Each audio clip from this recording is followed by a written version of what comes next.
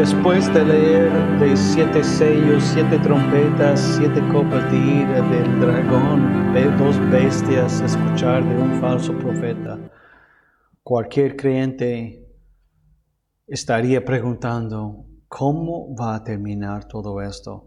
Si en cada sección vemos la destrucción de las naciones incrédulas y de las fuerzas de la maldad, ¿cómo vamos a poder sobrevivir todas estas cosas? Y eso es lo que comenzamos a ver desde capítulo 17. La victoria de Cristo, la victoria en Cristo. Vemos que en el final de las 7 copas de ira, vemos que Dios está haciendo algo grande en los primeros versículos del capítulo 17. Dice, uno de los 7 ángeles que tenían las 7 copas, es decir, uno de los agentes de Dios que hizo derramar la ira de Dios, vino y habló conmigo, ven, te mostraré el juicio de la gran ramera que está sentada sobre muchas aguas. Con ella los reyes de la tierra cometieron actos inmorales y los moradores de la tierra fueron embriagados con el vino de su inmoralidad. Ahora, hasta ahora no hemos sido presentados a la gran ramera, entonces no sabemos exactamente quién es. Y así es Juan. Habla de figuras, personas, personajes, imágenes, como si ya los hubiéramos conocido, pero los habla así por la primera vez. Eso no es muy ajeno al libro. Entonces, Apocalipsis 17 y 18. Estos 2 capítulos representan una imagen mucho más detallada de las últimas 2 copas de ira. Les había mencionado en las lecciones anteriores que deberíamos prestar atención cuando hay un interludio entre los sellos, las trompetas y las copas de ira, porque ese interludio nos prepara para ver las 2 últimas cosas. Nos prepara para ver las 2 últimas copas en este sentido de ira. Porque ahora Juan vuelve y da una descripción más completa de este juicio final. Y vemos tanto una destrucción completa de los malvados de la tierra, pero también una canción y un himno de los santos. Ahora dice aquí que la mujer está sentada sobre muchas aguas. ¿Qué quiere decir eso? Bueno, eso es prestado como muchas de las imágenes de Apocalipsis de Jeremías 51, que refiere al poder de Babilonia sobre todas las naciones. Había mencionado en la lección anterior que cuando dice que va a cortar el río Éufrates o va a derramar su ira sobre ese río, quiere decir que va a cortar la raíz, la fuente. En este caso, la gran ramera está sentada sobre muchas aguas. Ella es una representación, junto con Babilonia, de todas las naciones y la maldad aquí en la tierra. ¿Y qué hacen los demás reyes de la tierra? Cometen actos inmorales. Ellos cometen adulterio con ella. Por eso ella es presentada como una ramera, como una prostituta. Pero no quiere decir que hay una mujer. Me explico. Tenemos que cuidar de no convertir estas imágenes a cosas históricas. Y ahí está el gran problema, que muchos cuando leen la gran ramera piensan, va a haber una mujer que va a engañar y que va a distraer, que va a cometer actos inmorales con los reyes de la tierra. No es tanto así. La ramera representa algo mucho más allá de una mujer. Representa un organismo, digamos, una institución del mundo que comete actos inmorales junto con las naciones malignas. Muchos por esa razón piensan que la gran ramera es una fuerza dentro de la iglesia. Quizás hemos escuchado que por un tiempo en la Reforma los reformadores pensaron que la gran ramera era la iglesia católica. Y hay muchos que piensan eso todavía. Porque la gran ramera en ese sentido parece estar dentro aún del pueblo de Dios. Y eso es lo que vemos también de la segunda bestia o del falso profeta. Y quizás es por esa razón que Juan utiliza esa imagen de un profeta falso. Porque ¿dónde están los profetas? Dentro de la iglesia. Y no es una mala interpretación. Los reyes de la tierra, las naciones prácticamente han hecho un pacto con esta gran ramera para poder causar mucho daño a la iglesia y confundir a la gente. Pero recuerden que la promesa del Nuevo Testamento era que el reino de Cristo ha venido. Y supuestamente ha sido inaugurado. Si recordamos, eso fue el mensaje de Jesús. Entonces, cuando leemos Apocalipsis, llegamos a la pregunta, pero no veo aquí el reino de Cristo. Pero Apocalipsis sí responde y dice, es completamente cierto que el reino ha venido. Cristo está en su trono, por eso Juan lo ve vez tras vez. Pero mientras esperamos la segunda venida y la consumación de este reino, vamos a ver muchos otros reyes, poderes, naciones que van a parecer dominar la tierra y a los creyentes, pero no tienen ellos la última palabra. Vamos a ver amenazas desde adentro. Recuerden que vimos de las 7 iglesias que las 3 amenazas a la iglesia, la opresión espiritual, ya hemos visto esto. El dragón tiene sus agentes para causar problemas. Hemos visto persecución, hemos visto cómo las naciones y el mundo, y vamos a verlo aún más adelante, rechazan a la iglesia. El dragón se puso frente a la mujer para devorar su bebé. ¿Ya? ¿Y qué más? Apostasía. Que aún dentro de la iglesia, desde adentro, hay una amenaza terrible. ¿Y qué es? Doctrina insalubre, falsa doctrina, un profeta falso. Podemos ver que la gente de los últimos días, de entre las 2 venidas de Cristo, se emborracharán del vino de la ramera y de Babilonia. A la gente hoy en día, especialmente, no sé si podemos decir especialmente hoy en día, la gente hoy en día, como cualquier generación, le encanta ser religioso, pero no cristiano. ¿Y cuánto es la diferencia? ¿Cuánto es la brecha, la diferencia entre un cristiano y una persona simplemente religiosa? Pero eso es la gran mentira de Satanás y de sus agentes.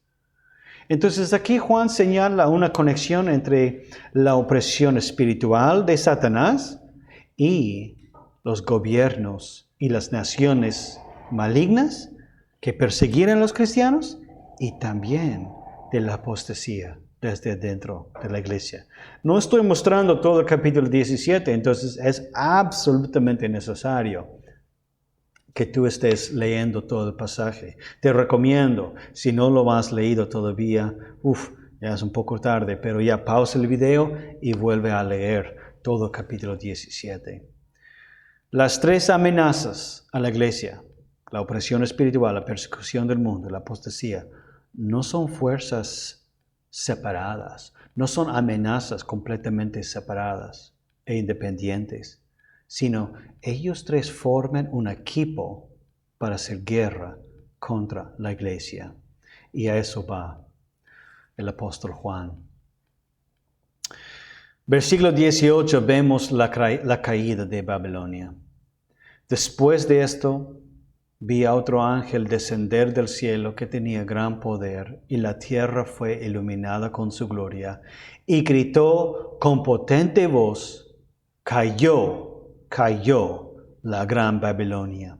Se ha convertido en habitación de demonios, en guardia de todo espíritu inmundo y en guarida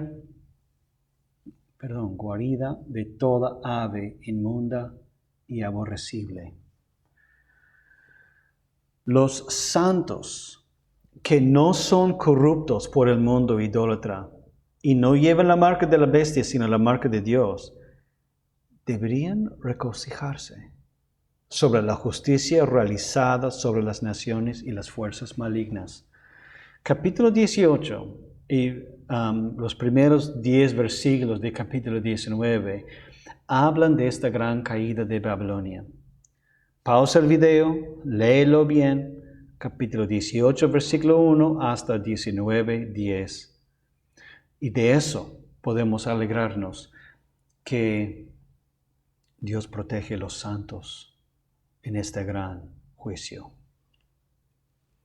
Ahora, ¿qué podemos reflexionar sobre estos versículos? ¿Cómo nos pueden alimentar espiritualmente? Bueno, pensemos un rato sobre la realidad de la guerra espiritual. Estos versículos dejan en claro que la historia terminará en tiempos de guerra. Aunque yo he hablado de la recapitulación, eso no quiere decir que no hay profecía en el libro, ¿ya? Por si acaso. No estamos diciendo que el libro ya se ha cumplido. No. El libro sí habla del futuro, solo que no la gran mayoría del libro.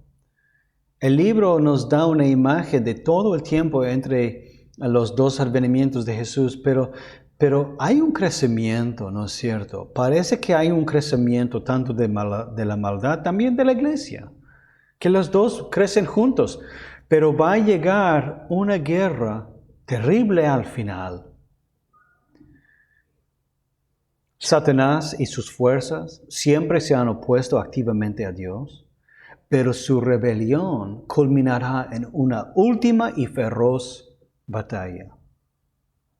Y aunque los cristianos son personas de paz, también estamos llamados a conducir la guerra inaugural antes de la batalla final consumada por Cristo. Es decir, quiero explicarme bien, la batalla ya ha comenzado ahora, pero no es contra sangre ni carne. No estoy hablando de agarrar una espada, un rifle, sino es contra los poderes de las tinieblas. El apóstol Pablo nos hablaba de eso en Efesios 6, 10.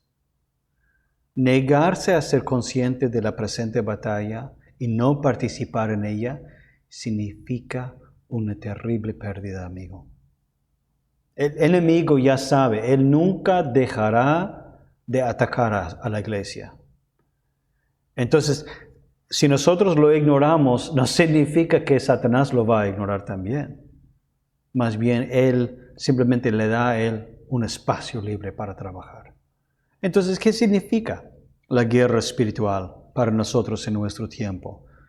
¿Deberíamos maldecir a cada cosa que nos hiere, que nos ofende? No. Deberíamos bendecir a las cosas. A veces nosotros creemos que podemos entrar, pasar tras el velo y entrar al otro lado del lado espiritual y simplemente por pronunciar algunas palabras específicas. Bueno, el libro de Apocalipsis no nos enseña nada de eso. Más bien, ¿qué vemos?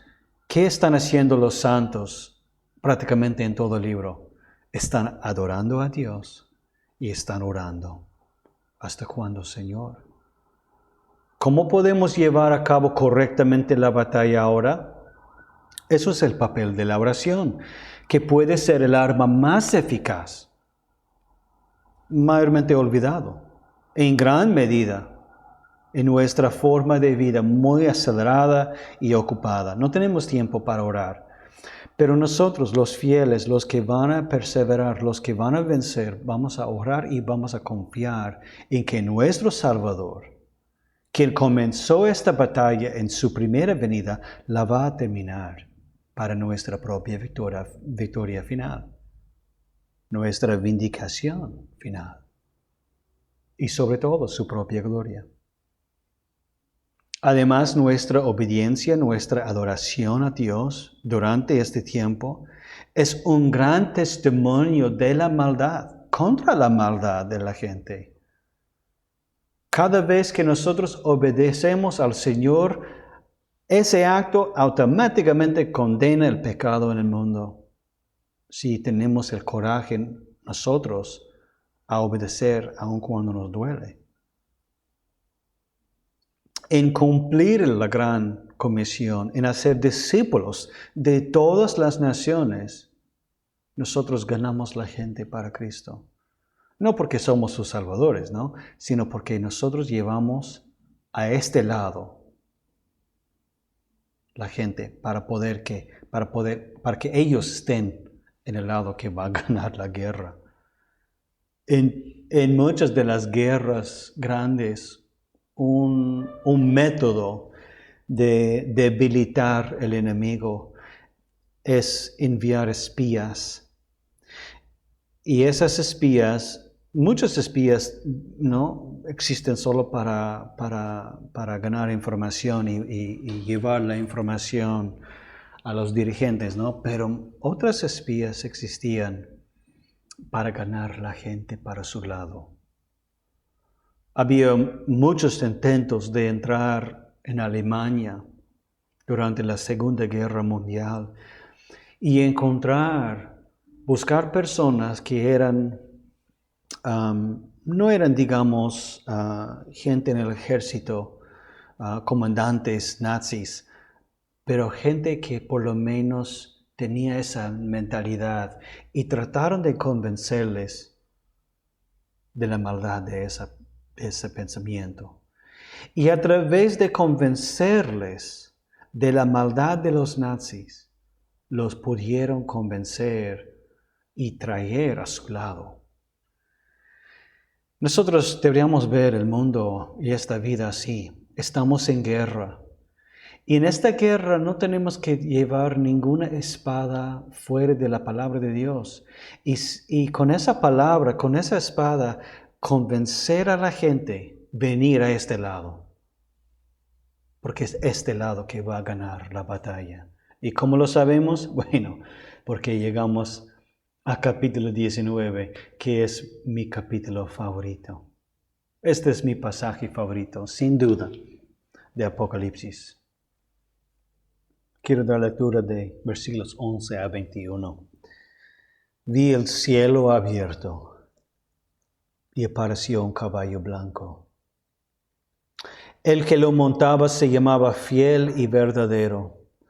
Con justicia juzga y hace la guerra. Sus ojos son una llama de fuego y sobre su cabeza hay muchas diademas. Tiene un nombre escrito que nadie conoce sino él. Está vestido de un manto empapado en sangre y su nombre es el Verbo de Dios. Los ejércitos que están en los cielos vestidos de lino fino, blanco y limpio, los seguían sobre caballos blancos. De su boca sale una espada afilada para herir con ella las naciones y las regirá con vara de hierro. Él mismo pise el lagar del vino del furor de la ira de Dios Todopoderoso. En su manto y en su muslo tiene un nombre escrito, Rey de Reyes y Señor de Señores. Vi a un ángel que estaba de pie en el sol. Clamó a gran voz diciendo a todas las aves que vuelan en medio del cielo, vengan, congréganse para la gran cena de Dios, para que coman carne de reyes, carne de comandantes, carne de poderosos, carne de caballos y de sus jinetes, carne de todos los hombres libres, esclavos pequeños y grandes. Entonces vi a la bestia, a los reyes de la tierra y sus ejércitos reunidos para hacer guerra contra aquel que iba montado en el caballo blanco y contra su ejército. Y la bestia fue apresada junto con el falso profeta que hacía señales en su presencia, con las cuales engañaba a los que habían recibido la marca de la bestia y a los que adoraban su imagen. Los dos fueron arrojados vivos al lago de fuego como arde con azufre, Los demás fueron muertos con la espada que salía de la boca de aquel que montaba el caballo, y todas las aves se saciaron de sus carnes. En Mateo 21, Jesús entra a Jerusalén encima de un burrito. Ellos citaron, tu rey viene sentado sobre un asna. Pero así no va a volver Jesús. En Apocalipsis Jesús vuelve encima de un caballo blanco y viene con guerra. Y no es que Jesús no es el rey que buscamos o necesitamos, es que el tiempo no ha llegado todavía. Nosotros no tenemos que esperar otro Salvador, simplemente tenemos que esperar la culminación de los tiempos. Jesús trae consigo un juicio completo de las naciones y de los enemigos de Dios. Capítulo 19, en mi opinión, no deja pendiente ningún futuro juicio. Ahora, todas las posturas reconocen que esto es la segunda venida. Ahora tenemos que preguntarnos, ¿este acto de Dios y de Jesús es completamente aparte de los otros juicios que hemos visto? ¿O hemos visto el mismo juicio varias veces y cada vez Juan nos ha descrito con más detalle y más poder, con imágenes más completas y grotescas también? ¿Cómo?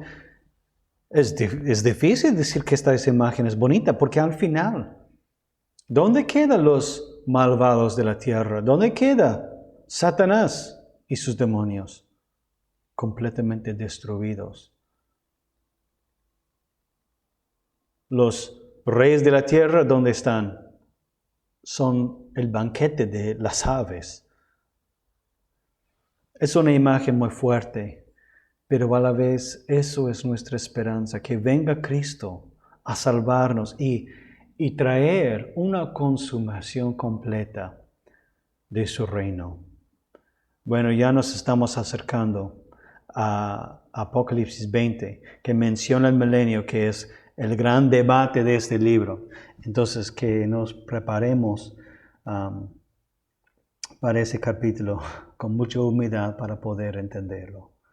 Hasta ese momento, que el Señor nos siga guiando.